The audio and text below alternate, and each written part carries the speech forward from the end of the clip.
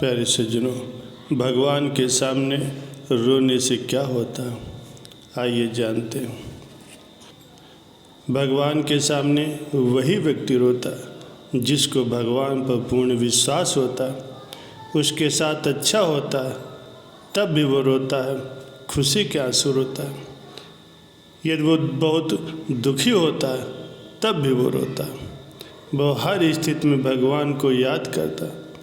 वो व्यक्ति जानता है कि भगवान देर कर सकते हैं, पर एक न एक दिन उसकी इच्छा जरूर पूरी करेंगे। जो व्यक्ति भगवान के सामने रोता है उसका भाग्य बदल जाता है। उस पर भगवान की विशेष कृपा होने लगती। उस व्यक्ति के साथ चाहे कुछ अच्छा हो या न हो तो भी उसका भगवान पर पूर्ण भरोसा रहता है कि भगवान उसकी सहायता अवश्य करेंगे। वो हर दुख में भगवान को याद करता है और हर सुख में भी भगवान को नहीं भूलता। उस व्यक्ति का मन पवित्र होने लगता है, उसके अंदर अध्यात्म का विकास होने लगता है और उसका मन भगवान की भक्ति में लगने लगता है। जब कोई भी व्यक्ति भगवान के सामने जाता है तो उसका दुख दर्द वो भगवान को बताता। हमारे मन की हर एक बात भगवान जरूर जानते हैं। वो अंतर्यामी हैं, उनसे कुछ नहीं छुपता। प्यारे सज्जनों, सनातन धर्म को मानने वाले प्रत्येक व्यक्ति का अंतिम लक्ष्य मोक्ष की प्राप्ति होता। हर व्यक्ति चाहता है कि वो जीवित अवस्था में ये सारे सुख भोग ले और मृत्यु के बाद उसे मोक्ष की प्राप्ति हो जाए। और भौतिक सुख प्राप्त करने के लिए वो भगवान से प्रार्थना करता है। वो चाहता है कि उसे दुनिया की सारी खुशियाँ मिल जाए, पर इस बात पर भी गौर करना चाहिए कि भगवान का ये फर्ज होता है कि अपने भक्त का पेट भर जाए। ईश्वर का ये फर्ज नहीं है कि वो आपकी हर एक इच्छाएं पूरी करें, क्योंकि आपकी इच्छाएं तो असीमित हैं। प्यारे सज्जनों, भगवान ने भी धरती पर जन्म लिया है और अनेक संघर्ष किए, इसलिए सभी व्यक्तियों को किस तरह जीवन जीना है उन्होंने लोगों को ये बता दिया है कि जीवन कैसे जीना चाहिए।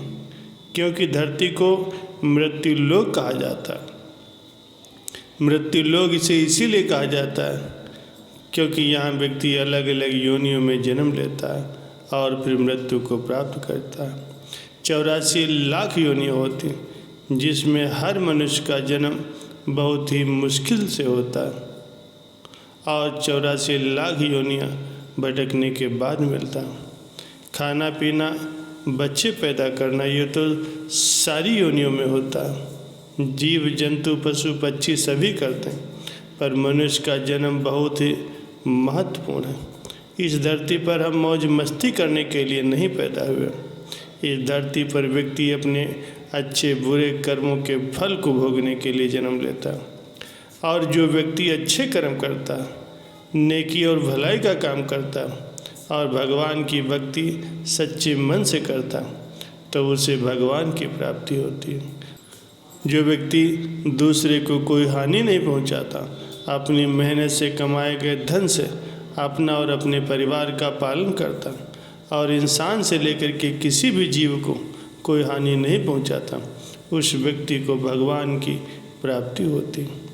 इसका मतलब ये नहीं है कि कोई हम पर हमला कर दे और आप चुपचाप सहन कर लें। भगवान ने साथ ये भी उपदेश दिया है कि आप पर यदि कोई अत्याचार कर रहा तो उसके खिलाफ आपको आवाज़ उठानी चाहिए, अन्याय नहीं सहन करना चाहिए।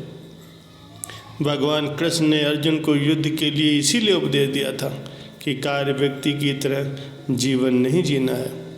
यदि अपने साथ कुछ गलत हो रहा तो उसको सहन करना कायरता होगी। जो ईमानदारी पूर्वक जीवन जीता है, इस तरह से व्यक्ति पर भगवान की विशेष कृपा होती और बिना मांगे ही उसके सारे दुख कम हो जाते हैं। उसकी धीरे धीरे सारी परेशानियां खत्म हो जाती। वो अपने मन में सदैव अपने इष्ट देव का ध्यान करता है। उसे लगता है कि भगवान उसके साथ हैं। उसके साथ अगर कुछ बुरा भी होता तो वो भी भगवान की इच्छा समझता, और अच्छा होता तो भगवान की कृपा समझता। ऐसे व्यक्ति को संसार के सभी लोगों का मन पढ़ने की शक्ति प्राप्त हो जाती है। वो सही और गलत लोगों की पहचान आसानी से कर लेता है। उसका स्वभाव दूसरे लोगों की तुलना में बहुत ही अलग होता। वो कभी किसी की बुराई नहीं करता। वो शांति प्रवृत्ति का होता है और साधारण जीवन जीना पसंद करता। वो भोग विलास की ओर आकर्षित नहीं होता। वो सिर्फ जीवन जीने के लिए भगवान से इतना मांगता कि जिससे उसका परिवार खुश रह सके। वो गलत तरीके से धन नहीं कमाने की सोचता। वो ईमानदारी का जीवन जीता। छल कपट उसके मन में नहीं रहता। प्रत्येक व्यक्ति अपने इष्ट देव से प्रार्थना जरूर करता। वो व्यक्ति भगवान के मंदिर जाता, भगवान की भक्ति करता। उसके मन में बहुत से अच्छे या बुरे विचार भी होते। वो अपने दुखों को याद करके अपने आंसुओं को रोक नहीं पाता। वो भगवान के सामने रोता। तो ये संकेत बहुत ही शुभ होता।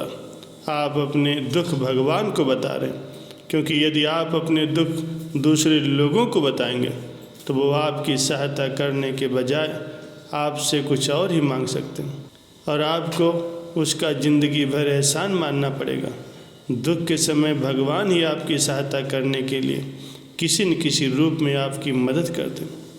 इसीलिए भगवान को हमें हमारे दुख बताना चाहिए, और भगवान के सामने आप रो भी सकते हैं। वो आपके दुख को समझेंगे, दूसरे लोगों की तरह आपका मजाक नहीं उड़ाएंगे। भगवान आपके दुखों को अवश्य ही दूर करेंगे। आपके जीवन में कितनी भी बड़ी परेशानी आए, आप उसे भगवान को बताइए और सच्चे मन से प्रार्थना कीजिए, तो आपको चमत्कारिक फायदे होंगे। प्यारे सज्जनों, जब हमारा दुख असहनीय हो जाता, हम भगवान के सामने आकर के प्रार्थना करते हैं, तो अपने आप ही हमारी आँखों से आंसू निकलने लगते हैं।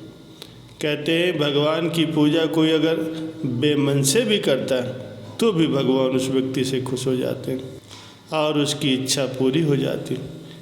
यह इसलिए भगवान करते हैं कि उस व्यक्ति को भगवान की शक्ति पर विश्वास हो सके। शुरुआत में यदि मन नहीं भी है तो भी भगवान की पूजा करते हैं, तो भगवान अगर आपकी मनोकामना पूरी कर देंगे। पर ये हर बार नहीं होगा, एक या दो बार ही ऐसा हो सकता।